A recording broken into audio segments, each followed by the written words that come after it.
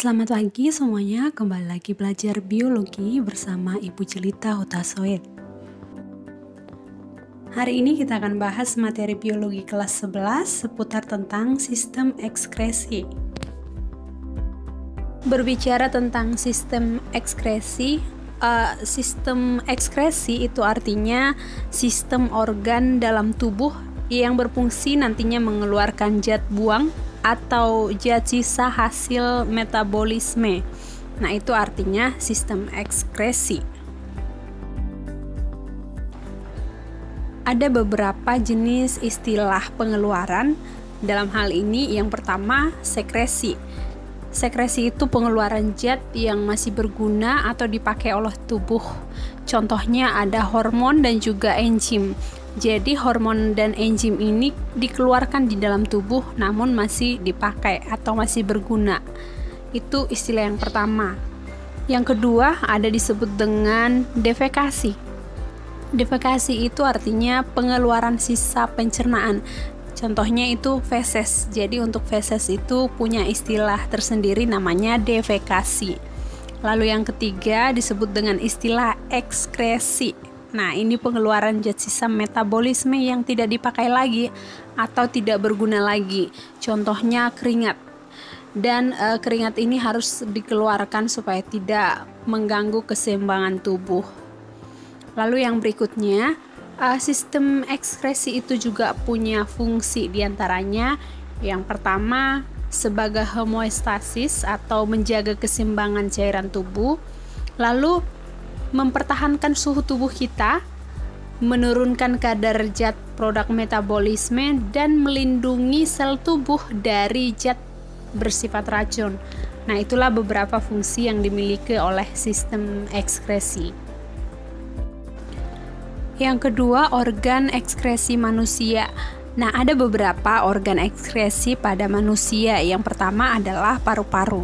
Nah, paru-paru itu nanti akan mengekskresikan atau mengeluarkan berupa gas CO2 dan juga uap air atau H2O. Nah, ini nanti dihasilkan dari proses metabolisme respirasi aerob dalam mitokondria. Karena kita tahu bahwa mitokondria adalah salah satu organel sel yang berperan dalam pernapasan. Kemudian organ ekskresi yang kedua disebut dengan kulit. Nah, kulit ini nanti akan mengeluarkan berupa keringat. Selain kulit sebagai alat ekskresi keringat juga berfungsi untuk beberapa hal, diantaranya sebagai proteksi atau perlindungan dari apa? Dari mikroorganisme, termasuk juga dari paparan cahaya. Lalu yang kedua, untuk mengatur suhu tubuh. Dan yang ketiga, untuk menerima rangsangan sensorik. Berikutnya itu struktur kulit. Struktur kulit itu secara umum dibagi menjadi 3 lapisan utama yang terdiri dari epidermis, dermis, dan hipodermis. Nah, kita bahas satu persatu dimulai dari epidermis. Epidermis itu lapisan paling atas. Nah, untuk epidermis itu juga masih disusun dari beberapa lapisan. Lapisan yang pertama dinamakan dengan strotum corneum. Nah, strotum corneum ini artinya sel mati yang mengelupas. Nah, biasanya kalau kita nih berada di daerah pegunungan, biasanya kalau kita korek-korek kulit kita akan menghasilkan sel mati. Ya, putih-putih gitu terbang, itu namanya strotum corneum. Lalu lapisan yang kedua disebut dengan strotum lucidium. Nah, ini strotum lucidium dia akan menggantikan sel mati atau strotum corneum. Yang tadi mengelupas itu akan digantikan oleh strotum lucidium. Lalu lapisan yang ketiga disebut dengan strotum granulosum. Nah, ini nanti akan mengandung pigmen melanin ya. Sehingga setiap orang memiliki warna kulit yang berbeda, ada yang sawo matang, ada yang putih, bahkan ada yang hitam.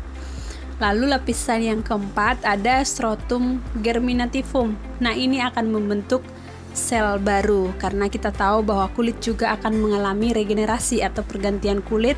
Nah, yang berperan di sana untuk membentuk sel baru namanya strotum germinativum. Nah, itu dia lapisan epidermis. Lalu yang kedua, struktur kulit yang kedua adalah lapisan dermis. Nah, ini letaknya di tengah.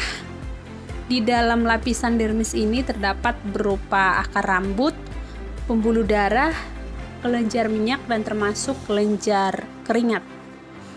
Lapisan yang ketiga, struktur kulit yang ketiga adalah hipodermis. Hipo artinya bawah, maka ini adalah lapisan kulit paling bawah. Di sini biasanya tersusun dari jaringan lemak atau kelenjar adiposa.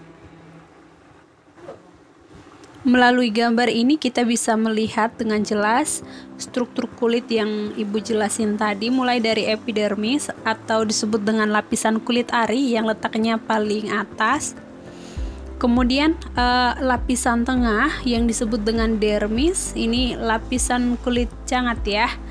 Nah, di sini kita bisa melihat di dalamnya ada akar rambut, kemudian ada pembuluh darah, ada kelenjar minyak, dan juga kelenjar keringat. Dan yang ketiga, lapisan yang terakhir yaitu hipodermis. Ini letaknya paling bawah. Ya, di sini ada warna kuning, itu adalah lapisan lemak. Nah, inilah gambar dari struktur kulit. Selanjutnya, proses pengeluaran keringat itu nanti akan diatur oleh hipotalamus. Bagaimana mekanisme untuk pengeluaran keringat?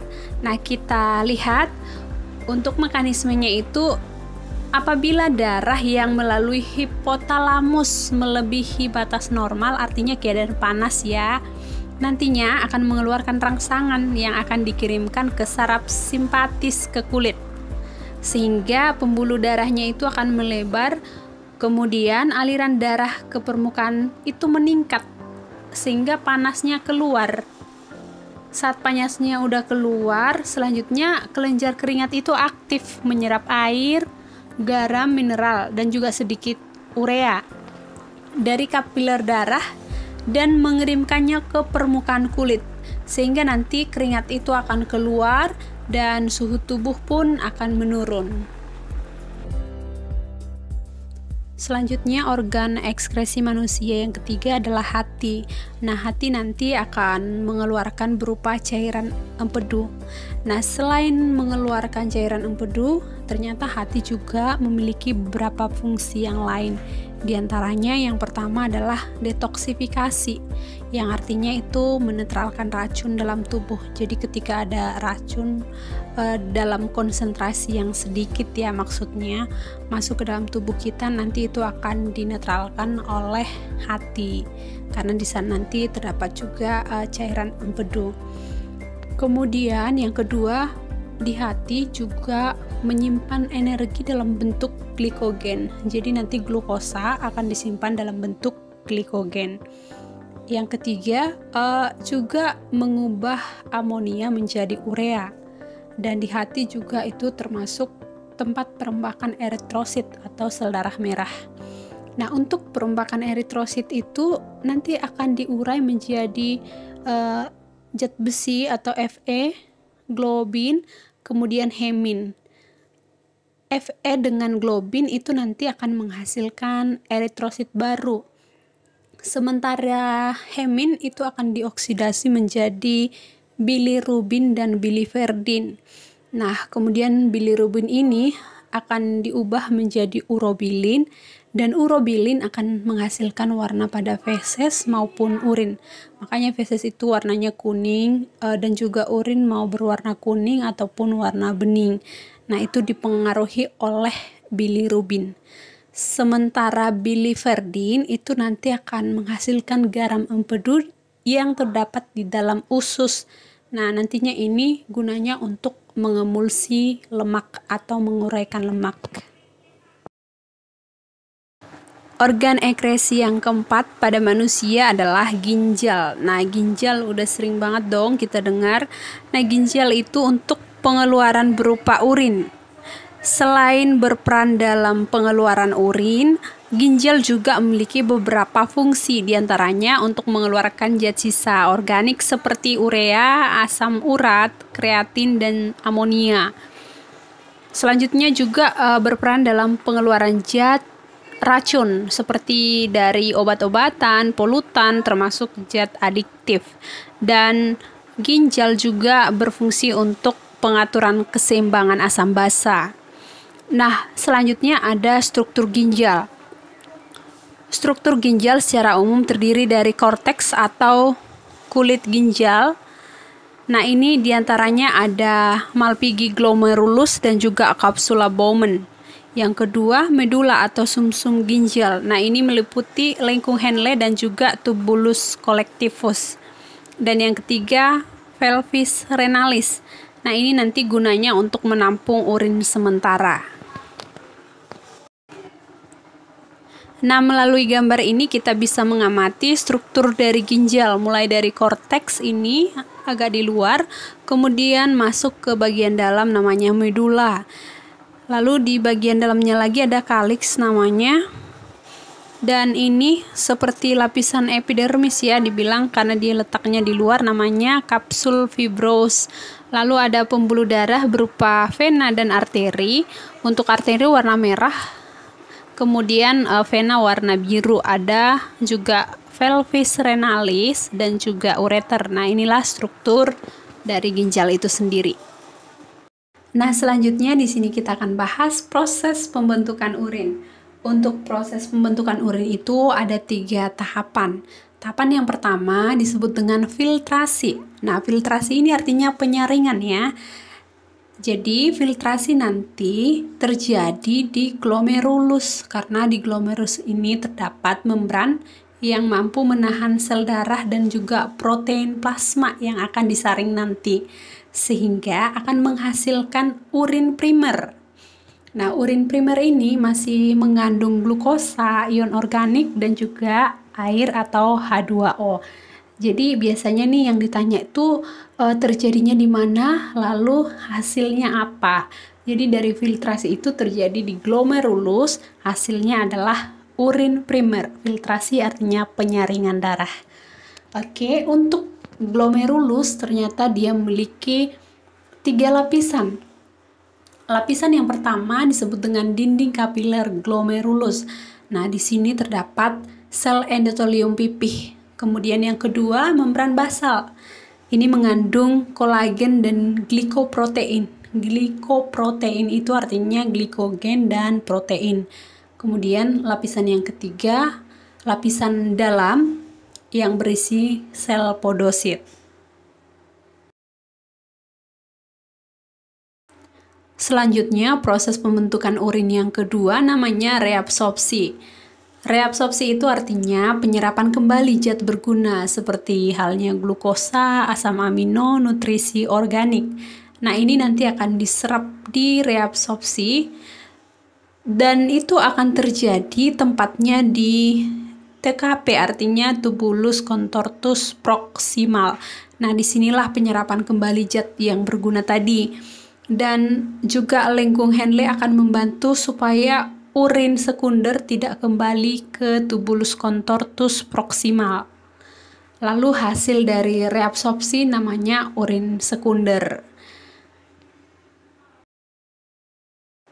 Selanjutnya tahapan yang ketiga dari proses pembentukan urin disebut dengan augmentasi atau pengeluaran. Nah, untuk pengeluaran atau augmentasi ini terjadi di TKD, tubulus contortus distal, dan juga tubulus collectivus. Oke, nah di sini nanti akan terjadi penambahan zat yang sudah tidak berguna lagi seperti urea, asam urat, kreatinin, dan juga amonia. Semuanya akan dikumpulkan di sini dan nantinya akan dihasilkanlah urin yang sesungguhnya yang biasa kita keluarkan. Nah, untuk proses pengeluaran urin yang sesungguhnya itu nanti akan diawali dari tubulus collectivus. Nah, di sini tubulus pengumpulan ya. Lalu masuk nanti dia ke rongga ginjal atau pelvis renalis. Lalu berikutnya masuk ke ureter. Lalu ke vesika urinaria atau kantong kemih. Kantong kemih ini bentuknya kayak balon ya. Ketika dia berisi maka dia akan terlihat penuh. Kemudian saat dia dikeluarkan maka dia nanti akan kembali mengempis seperti itu, lalu akan dikeluarkan urin dari uretra. Nah, itu dia untuk proses pengeluaran urin yang sesungguhnya. Nah, poin yang harus kita ingat dari proses pembentukan urin yaitu tempat terjadinya, kemudian hasilnya itu harus kita ingat. Baik, dari penjelasan Ibu seputar tentang proses pembentukan urin bisa disimpulkan melalui gambar berikut ini. Yang pertama tadi mulai dari filtrasi yang terjadi di gambar glomerulus. Nah, ini kita lihat gambar glomerulus warna merah, di bawahnya terdapat kapsula Bowman. Kemudian yang kedua tadi untuk tempat reabsorpsi atau penyerapan zat yang berguna itu terjadi di tubulus contortus proximal atau Ibu singkat tadi dengan TKP. Lalu ini adalah lengkung Henle. Oke, supaya nanti hasil urin sekunder tidak balik lagi. Nah, itu gunanya ini lengkung Henle. Lalu yang berikutnya, yang ketiga tahapan augmentasi. Ya, tempat proses augmentasi itu terjadi di tubulus contortus distal yang dibantu oleh tubulus collectivus atau tubulus pengumpulan. Berikutnya faktor yang mempengaruhi urin. Ada beberapa faktor yang mempengaruhi urin. Yang pertama ADH. Ketika banyak minum, ADH-nya sedikit, maka hasilnya nanti urinnya banyak. Dan ketika minumnya sedikit, ADH-nya banyak, maka akan menghasilkan urin yang sedikit. Faktor yang kedua adalah hormon insulin. Ternyata, jika insulin tinggi, maka reabsorpsi glukosa akan terganggu, sehingga dijumpai banyak glukosa pada urin nantinya. Lalu yang ketiga suhu. Suhu juga mempengaruhi urin. Biasanya kalau suhunya dingin, kita bawaannya pengen pipis atau kencing. Lalu yang keempat, jumlah air yang diminum ini hampir sama dengan poin nomor 1. Ketika kita banyak minum, biasanya banyak juga mengeluarkan urin. Tapi kalau kita sedikit minum, urinnya juga biasanya sedikit. Nah, itulah beberapa faktor yang mempengaruhi urin. Selanjutnya kita perhatikan gangguan pada sistem ekskresi atau beberapa penyakit ya. Di antaranya adalah albuminaria. Albuminaria itu disebabkan karena glomerulusnya itu rusak atau tidak berfungsi, sehingga nanti glomerulusnya itu tidak bisa melakukan filtrasi, sehingga terdapatlah albumin di dalam urin. Kemudian yang kedua, batu ginjal. Batu ginjal itu disebabkan karena adanya endapan kalsium pada pelvis ginjal. Nah, orang yang biasanya nahan-nahan pipis, udah pengen pipis tapi ditahan-tahan nih, bisa itu juga salah satu menyebabkan pengendapan kalsium pada pelvis ginjal, sehingga bisa juga menimbulkan batu ginjal. Lalu yang ketiga, diabetes mellitus. Nah, ini adalah penyakit gula ya. Biasanya pipisnya itu manis, sehingga kalau seandainya pipis di tanah, maka pipisnya itu bakal dikerumunin sama semut karena memang manis. Dan warna urin pada orang yang menderita diabetes mellitus yaitu merah bata atau orange gitu. Lalu yang keempat, diabetes insipidus. Nah, ini agak langka ya, karena ini adalah kelainan pada hormon atau kekurangan hormon ADH. Lalu yang kelima ada juga namanya nefritis. Nefritis itu adalah radang pada nefron atau radang pada ginjal karena infeksi bakteri yang disebabkan oleh Streptococcus sp. Selanjutnya ada eskim dan alergi kulit. Nah, eskim ini sering juga disebut dengan urtikaria. Nah, ini dipicu sama substansi penyebab alergi yang disebut dengan alergen. Untuk gejala eskim biasanya kulitnya memerah, bersisik, gatal. Biasanya itu bisa kita jumpai pada lipatan tubuh seperti di belakang lutut maupun lipatan siku. Dan untuk gejala alergi kulit urtikaria itu juga ada gatal-gatal, merah, bengkak di wajah leher.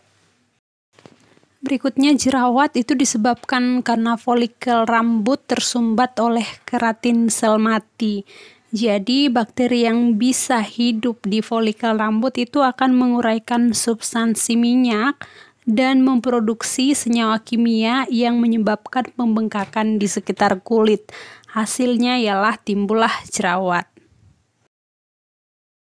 Selanjutnya, pyelonefritis itu adalah pembengkakan ginjal yang disebabkan karena infeksi bakteri. Dan yang terakhir ada namanya prostatitis. Nah, ini peradangan pada prostat yang membuat penderita itu sulit untuk buang air kecil. Nah, ini biasanya pada laki-laki.